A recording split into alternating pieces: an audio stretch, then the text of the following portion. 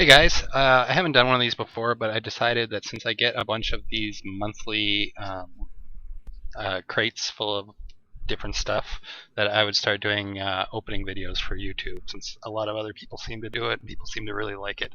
So right now this is NerdBlock for May 2014.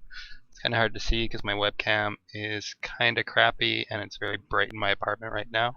You can see my postman is very lazy and didn't want to actually come up the stairs to my apartment to deliver it. So they left a bullshit excuse written on the box about why they couldn't deliver it and then made me walk to the post office, which is pretty much happens every month, every time I get any kind of package, but it doesn't really matter. It's the reason why Canada Post is going to be out of business in a few years. Sorry. To adjust my seating position so I wasn't sitting on my headphone cable, so let's open this guy up. Fortunately, I don't have a knife, so I have to use a pen. So, without looking, open up the box. Okay, first thing I feel is some kind of card. I don't want to look at that because it might have what's in the box on it, and I don't want to spoil myself. Okay, a t-shirt. Alright. Wow, that is a cool shirt. I'm not a huge Star Wars fan, but I do really love Game of Thrones, and Boba Fett is one of the few characters from Star Wars that I find acceptable. So I'm not trying to crap on Star Wars or anything, but I'm not a huge Star Wars fan, but this shirt is pretty cool. So it's Game of Thrones Star Wars mashup. Pretty awesome. I think that by itself is almost worth the entire cost of the box. In Canada, it ends up costing on average about $32 Canadian a month. So what is this? Something furry. I'm not sure if furry is good. Oh, it's a little Yoda, but he's not really the right color for some reason. I don't know if you can see. Sorry, it is just way too bright in here. He does have lots of furry hair. What line is this? I don't know. It's probably something my cat will enjoy knocking off my desk and absolutely destroying the crap out of, because that's what he does with those kind of things. But I do like Yoda, even though I just said I don't like Star Wars. So we'll set that aside. Oh, some kind of blind bag or something. Okay. Oh, sorry. Super Mario Brothers keychain? Hangy thing? Something like that. That seems kind of cool.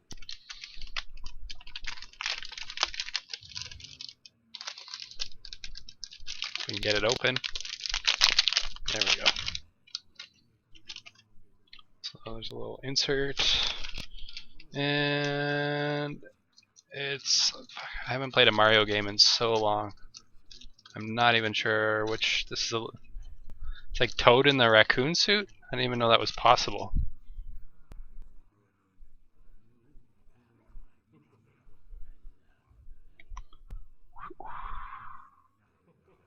Kinda cool. I don't think I'll use it on my keychain because it'll probably just get wrecked, but I will maybe hang it from my knife roll or something like that. Okay, what else? That's still that same card. A book?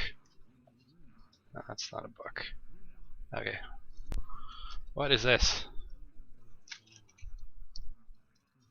It's clear. It's rubbery. And there's no label on it whatsoever.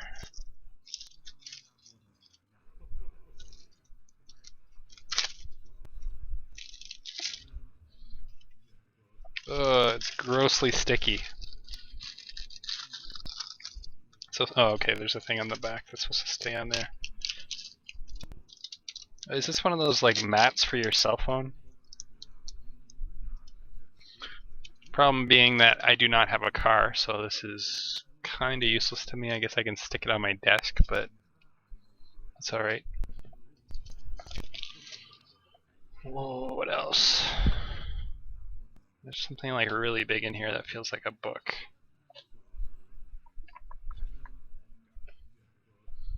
Complete Star Wars papercraft playset.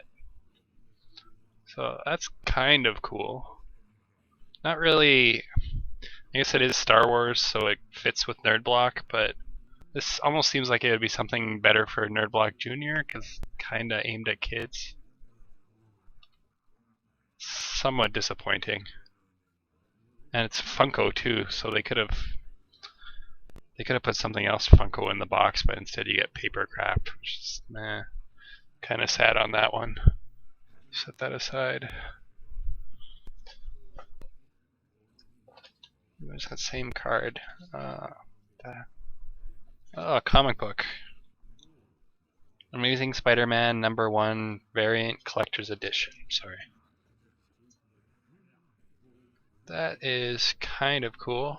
I don't know how many subscribers NerdBlock has, but typically I think nowadays the average print run of your average comic, like Amazing Spider-Man #1, probably got printed like 3 or 4 times as many as they would normally sell of any Spider-Man comic. But the average print run on something like this is going to be like on the actual comic itself, the one that you would see in the comic book store that wasn't a convention exclusive. It's going to be somewhere like 60,000 copies. And I think NerdBlock probably easily has like 40,000 subscribers.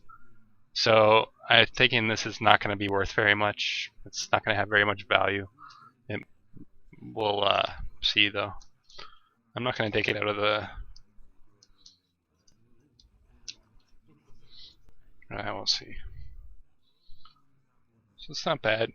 Like, if you collect comics for value, that's probably a bad idea anyway. I haven't actually bought or held a comic in quite a few years. I used to go every week and spend like almost $100 on my weekly pull list. And I was never a huge fan of Spider-Man. Definitely much more identify with like Batman or Superman. More of a DC nerd than Marvel, for sure. Set that there. Yeah, it's a card. I guess it has everything. Okay, Stick It Pad does just that. It sticks. That's pretty cool how everything like sticks to it, but it doesn't have a lot of use for me. So that seems like that's it for the NerdBlock. All in all, the shirt was really good. The comic I'm okay with. I'll probably read it and then I'll end up losing it somewhere.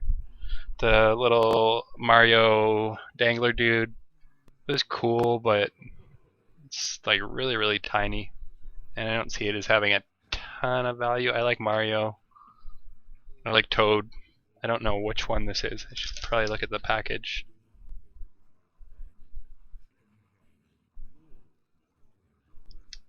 So yeah, it is Toad in the raccoon suit. See if there's a thing that lists like the rarity of them. Maybe I got a rare one and I got lucky. Does not look like it. Yeah, there's just 6 of them all together. So that's okay. The sticky thing is okay. All in all, the Yoda is okay. There's nothing. The shirt is really cool. Probably the second coolest shirt I've gotten out of a NerdBlock. The Darth Vader Obey one, even though I don't like Star Wars that much, was a little bit cooler. Everything else, nothing was bad, nothing was great. So probably slightly worse than average month for NerdBlock. I'll just see what happens with Loot Crate this month to see if Loot Crate's better. Every single other month, because in Canada we get a little bit overcharged for Loot Crate. It costs about the same, even though it's only $14 US. The shipping is basically the entire cost of the Loot Crate on top of that for Canada. Actually, more than that, because they both cost NerdBlock and Loot Crate both cost about $32 to ship to Canada. Even though NerdBlock has a guaranteed shirt plus other stuff in it. So every single month of the past like 4 or 5 months that I've been subscribed to both, NerdBlock has been better. Even when I really like the Loot Crate, NerdBlock just has more stuff in it. Most of the stuff has greater value.